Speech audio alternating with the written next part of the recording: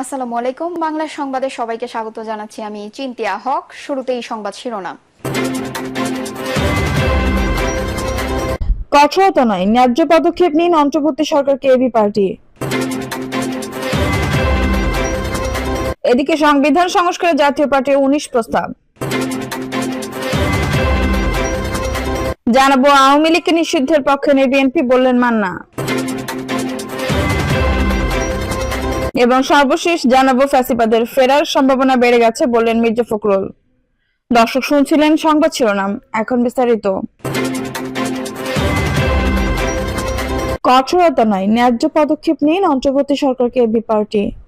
সম্প্রতি চট্টগ্রামে আইনজীবী সাইফুল ইসলাম আলিফ হত্যাকাণ্ড দেশের নানা স্থানে নৈরাজ্য সৃষ্টির অপপ্রচেষ্টা এবং অভ্যন্তরীণ বিষয়ে ভারতীয় পররাষ্ট্র দপ্তরের ভূমিকার প্রতিবাদ জানিয়েছে আমার বাংলাদেশ পার্টি এবি পার্টি। একই সঙ্গে অন্তর্বর্তী সরকারকে কমলতা বা কঠোরতা নয়, আইন শৃঙ্খলা রক্ষায় ন্যায্য ও যথাযথ পদক্ষেপ নেওয়ার আহ্বান জানিয়েছে দলটি।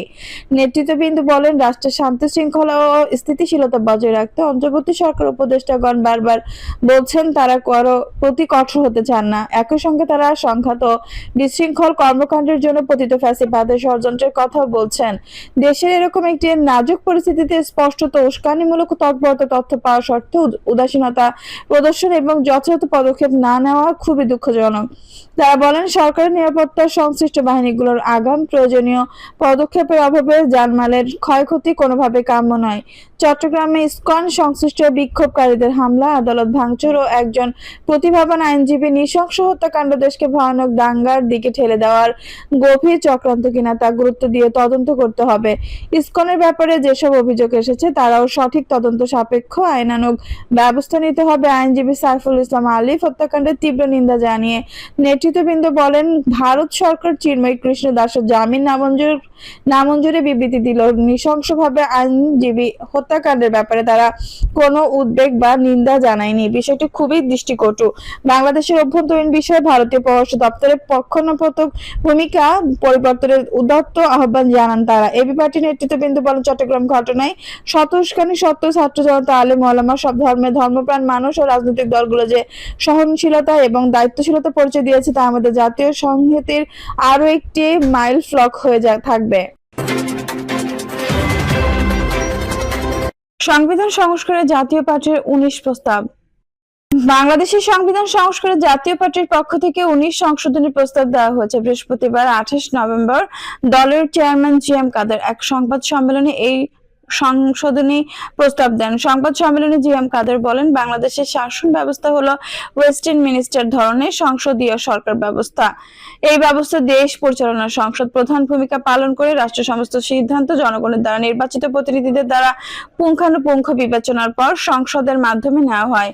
সরকারের যে কোনো কার্যক্রমের জন্য সংসদের কাছে জবাবদিহিতা করার ব্যবস্থা থাকে। বাংলাদেশে সংসদীয় গণতন্ত্র ব্যবস্থা চালুর প্রথম থেকেই সংবিধান ও কার্যপ্রণালী বিধির খসড়া সেভাবেই তৈরি করা হয়েছিল, কিন্তু সেক্ষেত্রে প্রথম থেকে প্রধানমন্ত্রী বা সরকারের প্রধান নির্বাহীকে সংসদের উপর সম্পূর্ণ নিয়ন্ত্রণ রাখার ক্ষমতা দেওয়া হয়েছিল। সংবিধানে একটি অনুচ্ছেদ অন্তর্ভুক্ত করার মাধ্যমে এটি করা হয়েছে। অনুচ্ছেদ ৭০ এই বিধানটি জনগণের দ্বারা নির্বাচিত দলীয় সংসদ সদস্যদের যারা সংসদ সদস্য বা এমপি নামে পরিচিত সংসদে ভোটদানের সময় দলের সিদ্ধান্ত বাইরে বা যাকে সংসদের ভাষায় দলীয় হুইপিং বলা হয় তার বাইরে ভোট দানের অধিকার দেয় না। এটি প্রধানমন্ত্রীকে সিদ্ধান্ত গ্রহণের প্রক্রিয়ায় দলের সংসদ সদস্যের সমর্থন নিশ্চিত করে। সংসদের সংসদ সদস্যদের সংখ্যাগরিষ্ঠ ভোটে সরকার গঠিত হয়। এছাড়া সংসদের সকল সিদ্ধান্ত সাধারণত সংখ্যাগরিষ্ঠ ভোটের উপর ভিত্তি করে দেওয়া হয়। শুধুমাত্র সংবিধানের সংশোধনী যার জন্য ২/৩ সংখ্যাগরিষ্ঠতার প্রয়োজন হয়। সুতরাং সংবিধানের ৭০ অনুচ্ছেদ প্রধানমন্ত্রীকে একতরফাভাবে যে কোনো সিদ্ধান্ত গ্রহণের এবং সংসদে তা পাশ করানোর ক্ষমতা দেয়। তিনি বলেন, সরকারি দলের প্রধান এবং প্রধানমন্ত্রী যদি দুজন ভিন্ন ব্যক্তি হতেন তাহলে প্রধানমন্ত্রীর পক্ষে সংসদের সম্পূর্ণ নিয়ন্ত্রণে কিছুটা হলেও ভারসাম্য থাকতে পারত। ঐতিহ্যগতভাবে এটি কখনোই ঘটেনি। এখন পর্যন্ত যখনই সুযোগ আসে দলীয় প্রধানই প্রধানমন্ত্রী পদ গ্রহণ করেন। সেই প্রেক্ষাপটে সংবিধান সংস্কারের জন্য প্রথম সুপারিশ হলো সরকারি দলের প্রধান এবং প্রধানমন্ত্রী একই ব্যক্তি না হওয়া ব্যবস্থা সংবিধানে সংযোজন করা। এখানে রাজনৈতিক দল বলতে সংবিধানে অনুচ্ছেদ ১৫২ এ রাজনৈতিক দলকে যেভাবে সংজ্ঞায়িত করা হয়েছিল সেটাই বোঝানো হয়েছে। কোন দল সংখ্যাগরিষ্ঠতা না পেলে ঝুলন্ত সংসদ বলা হয়, সেক্ষেত্রে দুই বা ততোধিক দল এক্ষেত্রে সরকার গঠন করে ক্ষমতার ভারসাম্য তৈরির আরেকটি সুযোগ তৈরি হয়। তবে সেটি একটি অনিশ্চিত কাকতালীয় ঘটনা। সেই ধরনের পরিস্থিতির উত্তর ভিত্তিতে কোন ব্যবস্থা গড়ে তোলার সঠিক বিবেচনা করা যায় না। সংবিধানে অনুচ্ছেদ ৭০ অন্তর্ভুক্ত করার পিছনে যুক্তি ছিল সরকারকে স্থিতিশীলতা প্রদান করা। যুক্তি দেওয়া হয় যে বাংলাদেশের আর্থসামাজিক পরিস্থিতি যুক্তরাজ্যের মতো নয়। বাংলাদেশের প্রেক্ষাপটে সাধারণত যারা সংসদ সদস্য নির্বাচিত হন তাদের অধিকাংশ আর্থিক বা শিক্ষাগত অবস্থান খুব একটা ভালো হবে আশা করা যায় না। ফলে তারা অর্থ বা ক্ষমতার লোভ লালসা থেকে বিরত থাকতে যে পর্যায়ে নৈতিকতার মান থাকা প্রয়োজন সেই মান তারা সবসময় ধরে রাখতে সক্ষম হবেন, যে ধারণা করা বাস্তবসম্মত নয়। ফলে অর্থ ক্ষমতার প্রলোভন দিয়ে তাদের সংসদে কোনো প্রস্তাবের পক্ষে বা বিপক্ষে ভোটদানে সম্মত করানো সম্ভব ধরে নেওয়া যায়। এইরকম ঘটতে থাকলে সরকারের কাজকর্ম চালানো খুব কঠিন হয়ে পড়ে। তাছাড়াও সরকারকে সবসময় ক্ষমতা হারানোর ঝুঁকিতে থাকতে হয়, কারণ যে কোনো মুহূর্তে সংসদের সংখ্যাগরিষ্ঠতা হারিয়ে সরকারি সিদ্ধান্ত সংসদে নামঞ্জুর হতে পারে, এমনকি সরকারের পতন হওয়া সম্ভব। একথা কাউকে অস্বীকার করতে পারবে না যে উপরোক্ত পরিণতি বাংলাদেশ খুব একটা সম্ভব অনুরূপ পরিস্থিতি থাকা অনেক দেখেই দেশে সম্পূর্ণ অনিয়মতা এবং সম্পূর্ণ নমনীয়তার মধ্যে একটি সমঝোতা গড়ে এই ব্যবস্থা অর্থাৎ সংসদীয় গণতন্ত্র চর্চা করে থাকে। আমরা প্রস্তাব করতে চাই যে সংসদের নিজ দলীয় সিদ্ধান্তের বাইরে ভোটদানের সুযোগ থাকবে, তবে তারা সেটা করতে পারবে যখন দলীয় সংসদ সদস্যের মধ্যে একটা সুস্পষ্ট বিভাজন দেখা যাবে এবং কমপক্ষে দলীয় সংসদ সদস্যের 1/3 দলীয় সিদ্ধান্তের বিরুদ্ধে অবস্থান নেবেন। সংবিধান ৭০ অনুচ্ছেদকে সেভাবে পরিবর্তন করার প্রস্তাব করছে। এর ফলে দর কষাকষি কিছুটা কঠিন হয়ে পড়বে এবং সংসদ অধিকতর কার্যকর সরকারের স্থায়িত্ব কিছুটা হলেও নিশ্চিত হবে। দলত্যাগ বিরোধী বিধিবিধানের উপরের পরামর্শের জন্য 10ম মুফসিল অনুচ্ছেদ ৩ ভারতের সংবিধান অনুসরণ করা হয়েছে। ইতিহাসে অভিজ্ঞতা দেখা যায়, যদি একজন ব্যক্তি যথেষ্ট দীর্ঘ সময়ের জন্য সর্বোচ্চ পদে অধিষ্ঠিত থাকেন তবে সেই ব্যক্তি ক্ষমতা কেন্দ্রীভূত করার প্রবণতা দেখান এবং স্বৈরাচারী হয়ে ওঠেন। এভাবে বিশ্বের অনেক দেশের সংবিধানের ক্ষমতার শীর্ষে থাকা যে কোনো ব্যক্তির দ্বারা সর্বোচ্চ 2বার শীর্ষ পদে অধিষ্ঠিত হওয়ার সীমাবদ্ধতা রয়েছে। আমরা বাংলাদেশের জন্য এক পরামর্শ দিতে চাই, অর্থাৎ প্রধানমন্ত্রী সর্বোচ্চ 2বারের বেশি সে পদে অধিষ্ঠিত হতে পারবেন না।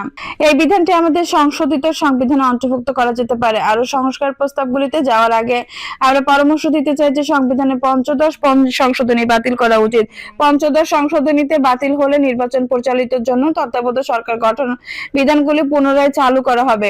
এই সংশোধনীতে কিছু বিধান প্রবর্তন করা হয়েছিল যা উপযুক্ত বলে মনে হয়নি, যেমন চলমান সরকারের অধীনে নির্বাচন অনুষ্ঠিত করা। তাছাড়া এই সংশোধনী জনবিরোধী শর্ত আরোপ করে জনগণের মৌলিক অধিকারকে সীমাবদ্ধতা করেছে এবং অধিকার সমূহের উপর সরকারের নিয়ন্ত্রণ বৃদ্ধি করেছে। পঞ্চদশ সংশোধনী সংবিধানের প্রায় 1/3 অপরিবর্তন করে তুলেছে, যা অযৌক্তিক। তত্ত্বাবধায়ক সরকার ব্যবস্থা পুনরুদ্ধার করতে হবে। প্রধান উপদেষ্টা বিচার বিভাগ থেকে না হয় ভালো, কারণ এটি বিচার বিভাগের স্বাধীনতা ও নিরপেক্ষতাকে প্রশ্নবিদ্ধ করতে পারে। তাছাড়া এর মাধ্যমে রাজনীতি ও নির্বাহী বিভাগের সাথে বিচার বিভাগের একটি মিশ্রণের অনাকাঙ্ক্ষিত উদাহরণ সৃষ্টি হতে পারে। সংসদের 3/4 সংখ্যাগরিষ্ঠতা নিয়ে নির্বাচিত হয়ে প্রস্তাবিত রাষ্ট্রপতি সর্বসম্মত প্রার্থী বিবেচিত হতে পারে। সেক্ষেত্রে রাষ্ট্রপতি তত্ত্বাবধায়ক সরকার নেতৃত্ব দিতে পারেন।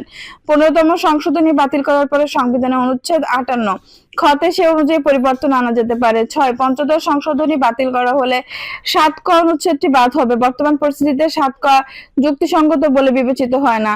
সংবিধানের 7 খ অনুচ্ছেদটি বাতিল হবে। এটির বলে সংসদে 3/4 গরিষ্ঠতা নিয়ে নির্বাচন হয়ে বিস্তারিত রাষ্ট্রসম্মতি প্রার্থী বিবেচনা হতে পারে। সেক্ষেত্রে রাষ্ট্রপতি তত্ত্বাবধায়ক সরকারের নেতৃত্ব দিতে পারেন। 15তম সংশোধনী বাতিল করার পরে সংবিধানের অনুচ্ছেদ 58 খতে সে অনুযায়ী পরবর্তী আনা হয়ে যেতে পারে। পঞ্চদশ সংশোধনী বাতিল করা হলে 7 ক অনুচ্ছেদটি বাদ হবে। বর্তমান পরিস্থিতিতে 7 ক যুক্তিগত সঙ্গত বলে বিবেচিত হয় না। সংবিধানের 7 খ অনুচ্ছেদটিও বাতিল হবে। এটির ফলে বর্তমান সংবিধান প্রায় 1/3 অপরিবর্তনীয় করা হয়েছে, অর্থাৎ এই বিধানের ফলে কোনো সংসদ ভবিষ্যৎ কোনো সংসদের ক্ষমতা খর্ব করেছে বলা যায় বা যুক্তিসঙ্গত নয়। পঞ্চদশ সংশোধনী বাতিল করা হলে সংবিধানের অনুচ্ছেদ 38 অনুযায়ী সংগঠন করার মৌলিক অধিকারের উপর সরকারের জনবিরোধী বিধি নিষেধ থাকবে না। বাতিলের যুক্তি সমর্থনে বলা যায়, কোনো চলমান সংসদ ভবিষ্যতের কোনো সংসদের কর্তৃত্বকে সীমাবদ্ধ করতে পারে না, যা 15তম সংশোধনীর মাধ্যমে করা হয়েছে। অধিকন্তু এই সংশোধনীটি কেবলমাত্র নিরঙ্কুশ বা 2/3 সংখ্যাগরিষ্ঠতায় গৃহীত হয়েছিল। পঞ্চদশ সংশোধনীর আগে সংবিধানের গ্রহণযোগ্যতার জন্য এরপর একটি গণভোটেরও বিধান ছিল। সেই পদক্ষেপটিকে পাশ কাটিয়ে এটা গৃহীত হয়েছে। আওয়ামী লীগ নিষিদ্ধের পক্ষে নিয়ে বিএনপি বলছেন মান্না। নাগরিক ঐক্যের আহ্বায়ক মাহমুদুর রহমান মান্না বলেছেন, আমরা শুধু ক্ষমতার জন্য লড়াই করছি না, দেশে সামগ্রিকভাবে একটি পরিবর্তন চাই। সেই পরিবর্তনের জন্য আমরা সংস্কার চেয়ে আসছি। ডক্টর ইউনূস সরকারকে অন্তত কেউ তুলতে পারছে না। যে বিএনপি এক সময় আওয়ামী লীগের দ্বারা নির্যাতিত হয়েছে, এখন তারা বলছে এই দলকে নিষিদ্ধের পক্ষে না, পরিবর্তনের জন্য অবশ্যই অপেক্ষা করতে হয়। মাহমুদুর রহমান মান্না বলেন, দেশের অর্থনীতি যখন ভঙ্গুর অবস্থায় বিদেশি রাষ্ট্রগুলো সহায়তা দিতে সাহস পাচ্ছে না, তখন অন্তর্বর্তী সরকার প্রধান উপদেষ্টা ডক্টর ইউনূস রাষ্ট্র ক্ষমতা আসার সঙ্গে সঙ্গে আন্তর্জাতিক সহায়তা চলে আসছে। তিনি আরো বলেন, কেউ বলছে আগে সংস্কার তারপর নির্বাচন, আবার কেউ বলছে আগে নির্বাচন সংস্কার শেষ করে ভোট। এই কথার ভিত্তি নেই, ভোটও হবে সংস্কারও হবে। দর্শক, এই ছিল এখনকার সর্বশেষ সংবাদ। নিউজটি ভালো লাগলে অবশ্যই একটা লাইক দিন, কমেন্টে আপনার মূল্যবান মতামত জানান। সবসময় আমাদের পাশে থাকতে সাবস্ক্রাইব করে বেল বাটনটি অন করে রাখুন। ধন্যবাদ।